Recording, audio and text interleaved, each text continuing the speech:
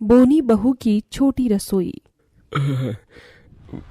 बहन जी, आपने तो कुछ खाया भी नहीं। समोसे, कचौड़ी या फिर मिठाई लीजिए ना। भाई साहब, नाश्ता पानी तो लगा ही रहेगा, पहले लड़की दिखा दीजिए। सीता, ममता को ले आओ। पर जैसे ही ममता रुक्मिणी के सामने आई तो वो बोनी ममता को देखकर बौखला सी गई। अरे, ये किस बच्ची को उठा लाई? रुक्मणी जी, यही हमारी बिटिया है। अरे, इस बोनी से अपने बेटे की शादी करके मुझे अपनी आने वाली पीढ़ी को बोना थोड़े ही बनाना है। मैं तो यहाँ लड़की देखने आई थी। चल संदीप। लड़के वालों को जाते देखकर गिरधर उनके पैरों में गिर गया। रुक्मणी जी, मेरी बेटी को ठुकरा कर मत जाइए। लाखों में एक है मेरी ममता।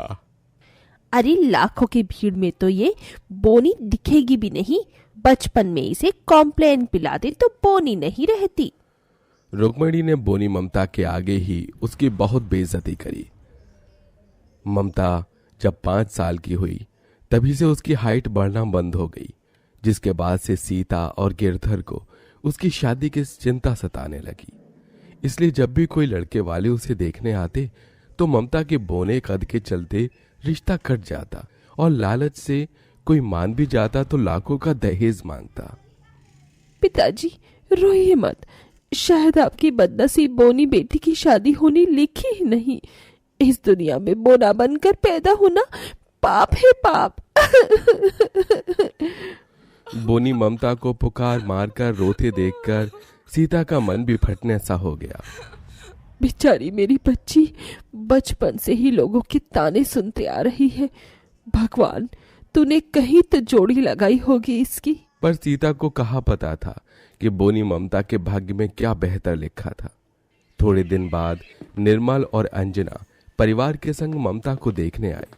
तभी लंबे कद की कोमल ने कहा, माँ जी, लड़की तो नाटी है, नाटी।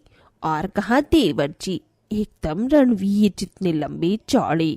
यहाँ से कोई बहाना बनाकर खिसक लेते हैं। चुप करो कोमल बहू। भाई साहब, हमें ममता पसंद है। क्यों जगदीश?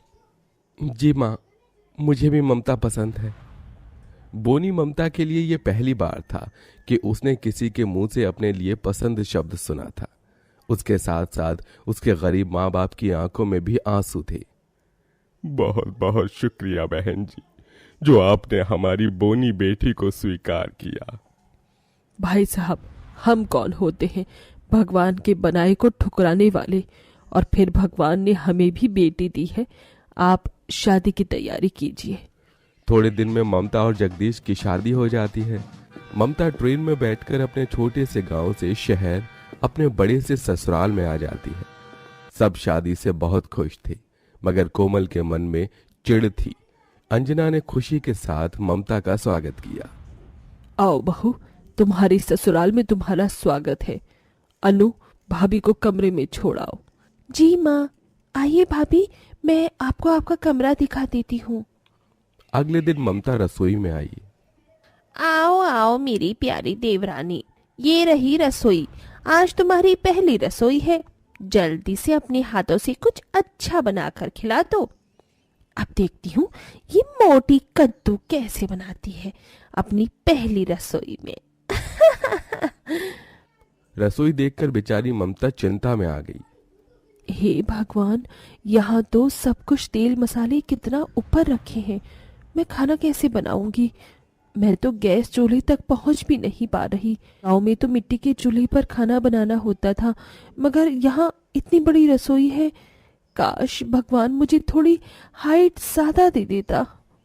कहते कहते ममता की आंखें भर आती हैं। तभी उसे रसोई में नीचे कनस्तर दिखता है। इस कनस्तर पर चढ़कर तो मैं चूल्हे तक पहुंच जाऊंगी। ममता कनस्तर के सहारे चूल्हे तक पहुंचकर पहली रसोई का खाना बनाना शुरू करती है, मगर मसाले अभी ऊपर के दराज में रखे थे, जहां तक वो पहुंच नहीं पाती। हे भगवान, ये दराज तो और ऊपर है। मैं तो पहुंच ही नहीं पा रही। ऐसे तो सब्जी जल जाएगी। बेचारी ममता को अपने बोने होने की वजह से बहुत कठिनाई उठानी पड़ती है। तभी वो गिरने वाली होती है कि जगदीश आकर उसे संभाल लेता है। अरे तुम ठीक तो हो बेगम साहिबा? अगर अभी नहीं आता तो तुम मेरी गोद में नहीं बल्कि जमीन पर पड़ी होती। हाँ जी, वो मैं मसाला उतार रही थी। जगदीश मसाला उतार कर उसे दे देता है। थोड़ी देर में ममता खाना तैयार करके मेज पर लगा देती है। इस 3 फुटिया ने इतने ऊंचे रसोई में खाना कैसे बना लिया? सभी ने ममता के हाथों का बना खाना की खूब तारीफ की। वाह बहू वाह, क्या बढ़िया खाना बनाया है तुमने। सच में ममता बहू, तुम्हारे हाथों में तो साक्षात माँ अन्नपूर्णा का बसेरा है। कितना स्वादिष्ट खाना पकाती हो। और एक हमारी ये बेलुड़ी बहू है जो रोटी बनाने बोलो तो जलाकर पापड़ कर देती, जा दांत मारकर खाने पड़ते हैं। ये सुनकर सब कोमल पर हंसने लगते हैं। कोमल भाभी, आपकी तो क्लास लग गई। आप ना ममता भाभी से खाना बनाना सीख लो। ममता के खाने के बदले उसकी तारीफ होता देखकर कोमल मन ही मन जल जाती है। मुझे इस छोटे पैकेट को हल्के में नहीं लेना चाहिए था। ये बोनी तो बड़ी तेज है, मगर मैं भी इसे देख लूंगी। सासू माँ की तुम छल्ली। तभी कोमल अपनी चाल चलती है। देवरानी जी, देखो ना, सबको आपके हाथों का बना खाना बहुत ही पसंद है। मैं क्या सोच रही हूँ, आज से रसोई तुम ही संभाल लो। पर कोमल बहू, तुम रसोई का काम अकेली ममता बहू पर क्यों डाल रही हो? अब तो मैं बहुत ही बुरा खाना बनाती हूँ। अभी अभी तो माँ जी आपने ही कहा, और ममता के खाने में हलवाई जैसा स्वाद है, इसीलिए। कोमल बड़ी चालाकी से रसोई की सारी जिम्मेदारी एक अकेली ममता पर डाल देती है और उतनी ऊंची रसोई में 3 पहर का खाना बनाते बेचारी बोनी ममता को बहुत सी कठिनाइयां उठानी पड़ती हैं। एक दिन बाहर सब खाना खा रहे थे और वो रसोई में रोटी बना रही थी। तभी ममता, माँ बाबूजी की थाली में रोटी घट गई है, रोटी तो लाना। जी लाई। हड़बड़ाहट में उतरते वक्त एकदम से कनस्तर पलट जाता है और बेचारी ममता का हाथ भी गरम तवे से जल जाता है। आह माँ! सभी भागते हुए रसोई में आते हैं। हे भगवान, भाभी का हाथ जल गया। हे माँ! हे राम, कितना हाथ जल गया बहू का, मगर ये हुआ कैसे?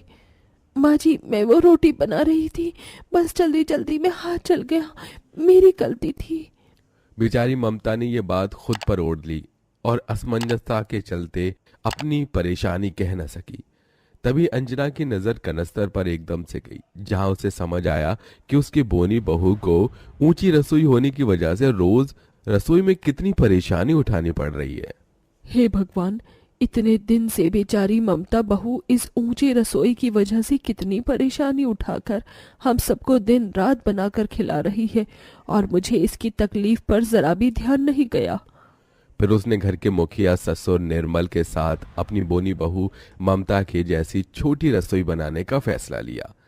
अगले दिन 2 राजमिस्त्री रसोई बनाने आ गए और अंजना जैसे जैसे बताती, राजमिस्त्री ममता के कद के हिसाब से रसोई का ढांचा उस हिसाब से रखते जाते। लगभग 3 दिन में छोटी रसोई बनकर तैयार हो गई, जो कि देखने में बहुत ही प्यारी लग रही थी। अपनी छोटी सी रसोई को देखकर बोनी ममता बहुत खुश हुई। बहू, तुझे ये रसोई पसंद तो आई ना?